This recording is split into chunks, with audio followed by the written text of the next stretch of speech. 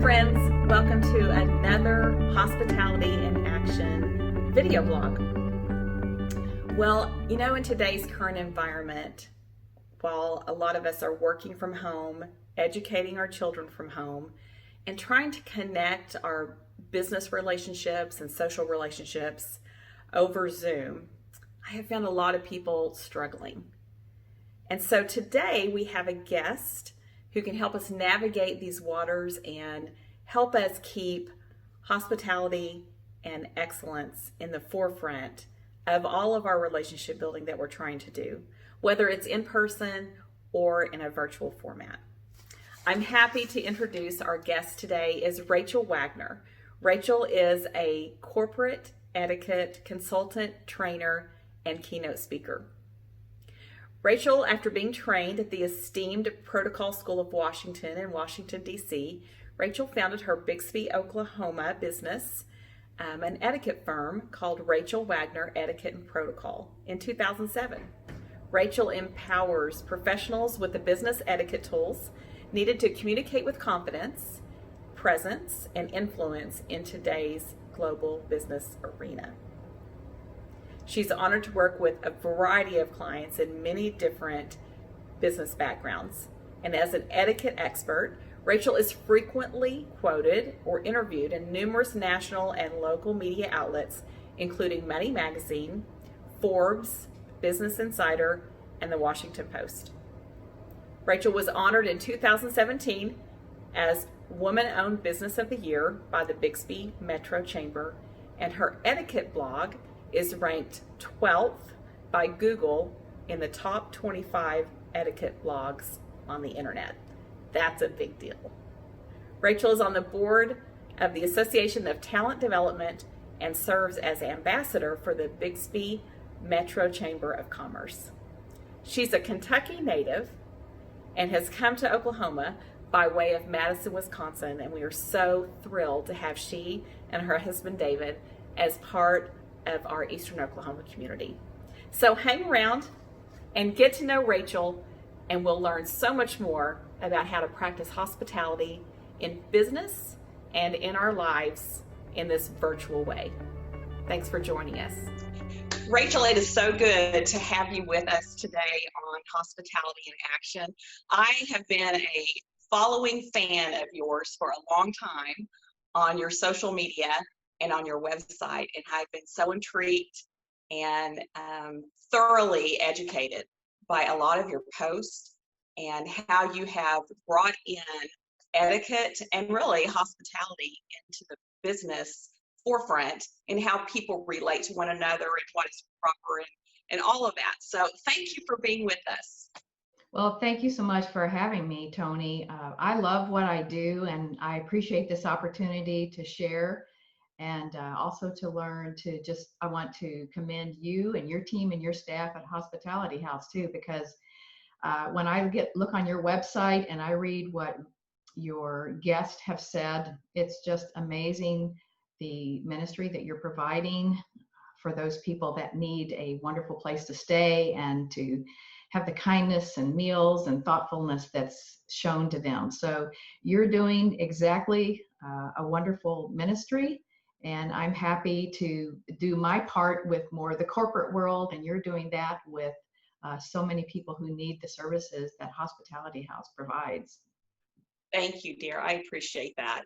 Let's jump into some questions. The pandemic has certainly disrupted all of our lives, and specifically in the business world, we normally would meet face-to-face with people. We would have social gatherings of business dinner parties or business lunches, and that's where you are really great at educating people, new executives, up-and-coming executives on what the proper protocols are in a business setting.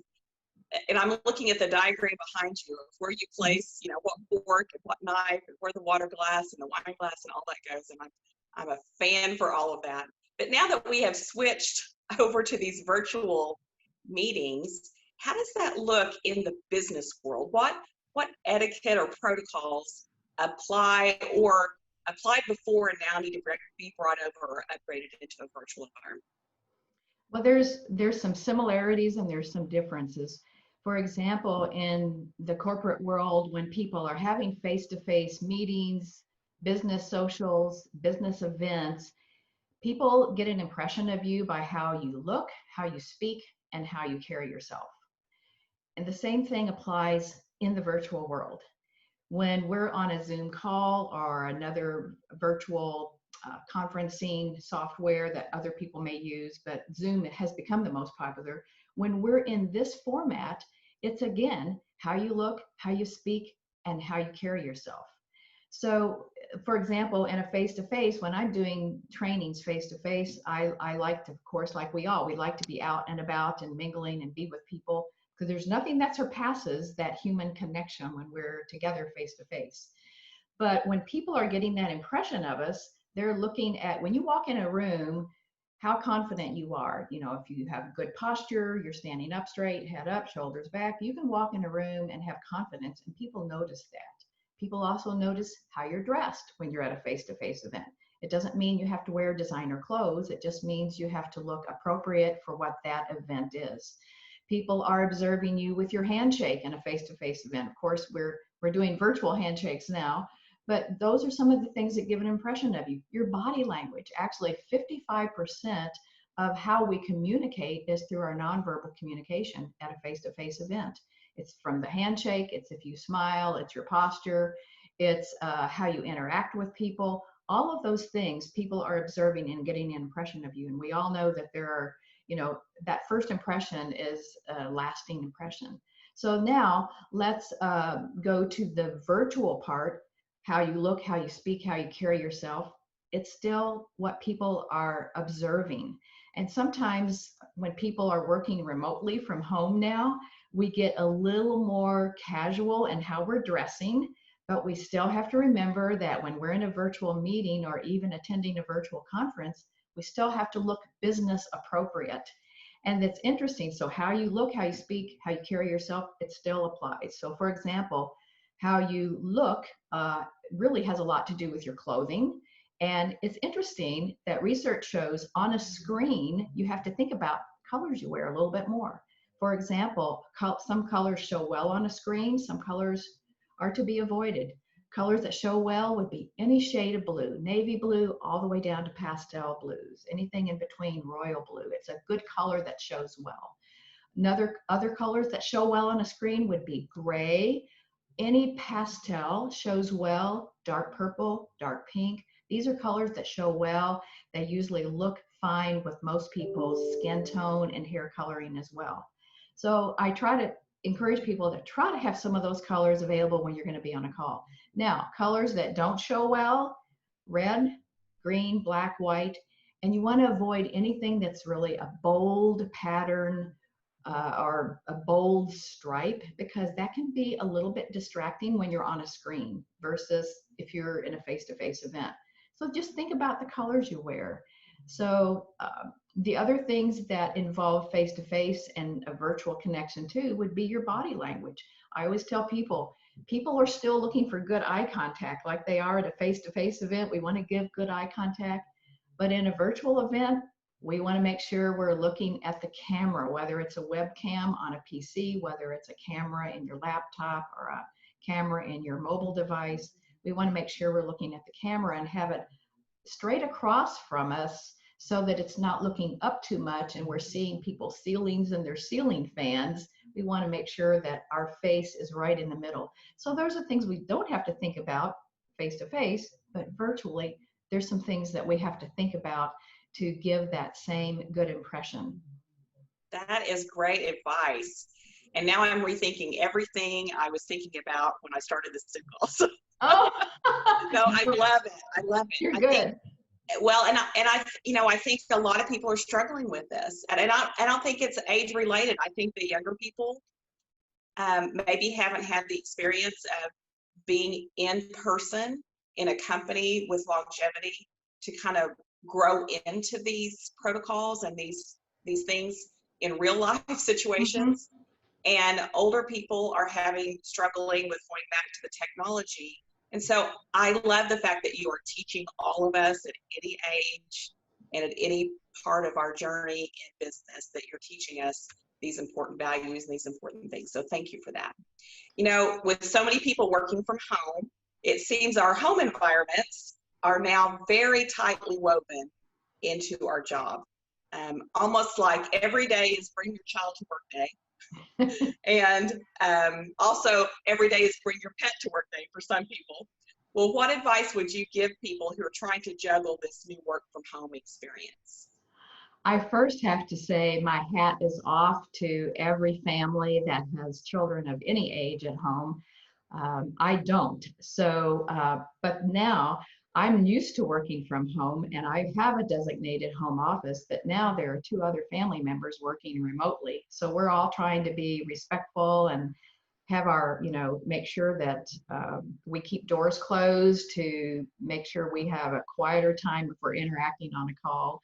So as far as those who have families though, my hat is off to them because they're juggling children, childcare, they're sometimes juggling the virtual homework assignments their children are doing and just making more meals even because their family's at home. What I have found with some of the moms in my neighborhood and friends that I have, some of the things they're doing, and I'm trying to do this as an adult too, is to be more affirming to our family members. For example, now when with my husband at home, he's now making the bed every morning. So it's like, I want to, every day, I thank him. Thank you so much for making the bed. Thank your children, affirm them. Thanks for taking out the trash when you saw it was needing to be taken out. Affirm them.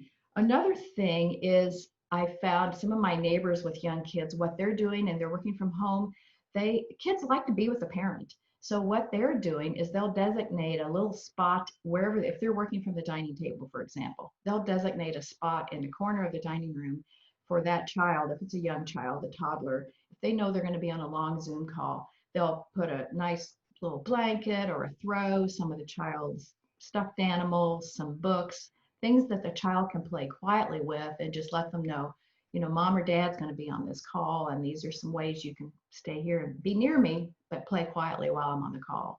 And then affirm them after the call. Thanks for staying quiet while I was on my call. I really appreciate that. And of course, if you have older kids, you wouldn't do that. But what some of my neighbors are doing on the Sundays before the beginning of a new work week, they'll sit down with their family and just say, hey, here's how our week ahead is looking. Mom and dad, we've got these types of meetings. You've got your virtual schoolwork if they're doing it virtually. But they kind of just talk about the week, but they also try to plan in some times. Hey, we're going to try to get a bike ride in this week. On the weekend, we're going to try to go and rent a pontoon boat so we can all have that nice family time together. So I think if you talk about some positive, there's a lot of negatives. We can get on people's nerves and our house isn't as clean maybe as we normally would keep it. But talk to the kids about ways that we're going to do things together as a family, but also have some flexibility in there so that kids know it's just not all work and no play. And I think what for me, even without young children at home, but what I've had to adapt to is with all of us working from home, hey, you know what? My house isn't going to be as clean as I would like it. I like to dust every week, but you know what? We've survived when I haven't dusted every week. We're still here. So I think just not looking for the perfection that we sometimes want. It's okay if things are just good enough. Just that we all are just being thoughtful and kind and affirming and being appreciative of what each person is doing. Great advice. Thank you. My hat goes off to all of those parents who are trying to work. Absolutely. And now educate their children from home at the same time. I was listening to a mom talk about her experience of, she has 2 small kids, school-age kids at home, and because of the virus, they have decided to go with online learning instead of going back to the classroom. And so her day as a full-time worker, her day has changed completely. And she's getting much less sleep because what happens is she's helping the kids with their schoolwork during the day, trying to take care of meals and all those other things that moms and wives do. And then her actual work day doesn't start until about 8 o'clock at night when she could focus on work. And I'm just, oh my goodness, my heart goes out to those parents that are in that situation. So Absolutely. thank you. Great advice. Very good.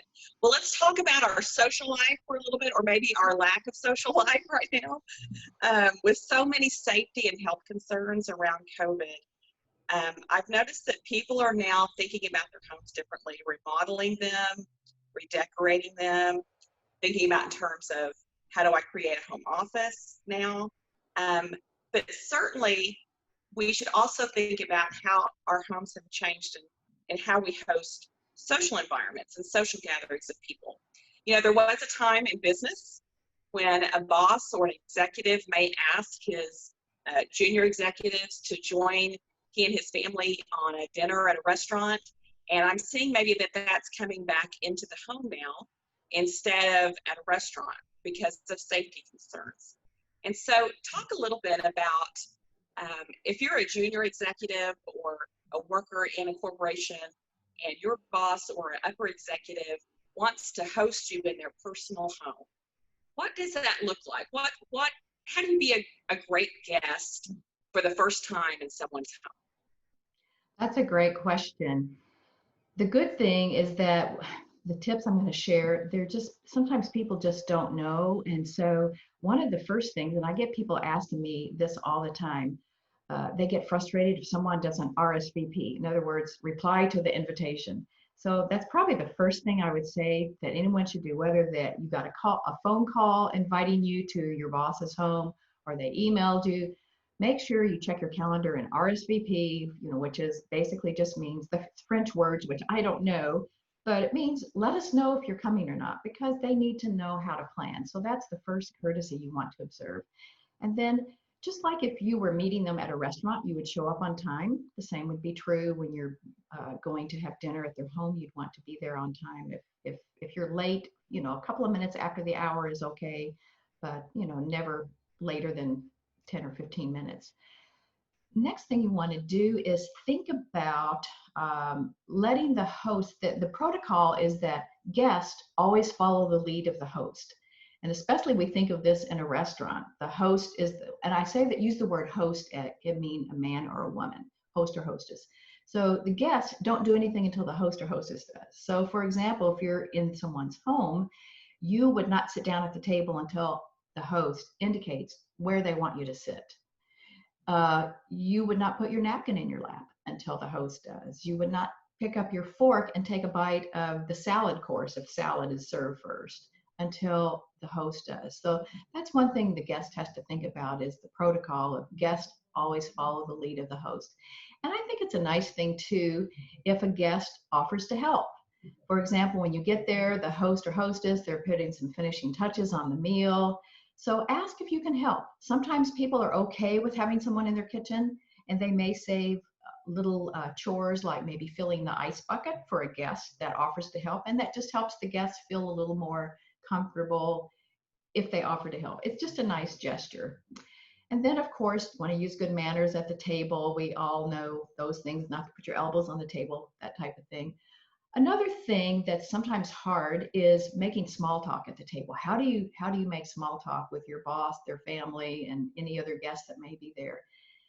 And sometimes people are awkward with that. Well, in today's world, there's a lot of negative going on. So the main thing with small talk is avoid any type of negative topics because we all have heard enough of that on the news. So think about things that are positive. And one of the best ways to engage in conversation with someone is just to ask open-ended questions. Those are the questions, of course, that begin with who, what, when, where, how, why.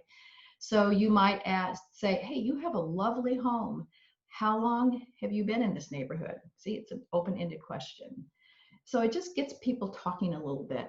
What types of projects or fun has your family been doing during the COVID-19? Again, I used an open-ended question. So it just helps them to be comfortable if they can engage in conversation a little bit too.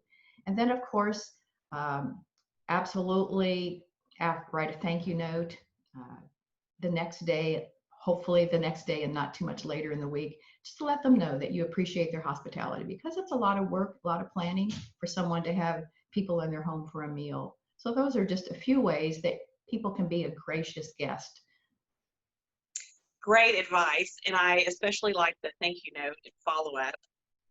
Showing gratitude is one of our core values at Hospitality House, that we want to make sure that everyone who we come in contact with and that gives a donation or donates supplies or helps us in some way, that we always are showing gratitude to them. And thank you notes are one of those things I think that with electronic and virtual media has almost gone by the wayside. And now if you get something in the mail that's handwritten addressed, that's a special thing, and that is paid attention to, whereas maybe the junk mail gets thrown in the trash right away. But something that has a handwritten address to you and has a real stamp on it sometimes makes an impression. It absolutely does. In fact, the Postal Service says that only 4% of mail is personal mail. So when you get that little personal note in the mail, we read it, we reread it. I put it on my desk or on my shelf. I'll look at it again, and it really keeps that person top of mind, and it really gives a good impression when you send that. Take just a few moments to write that thank you note. So That's great. That's great advice. Thank you.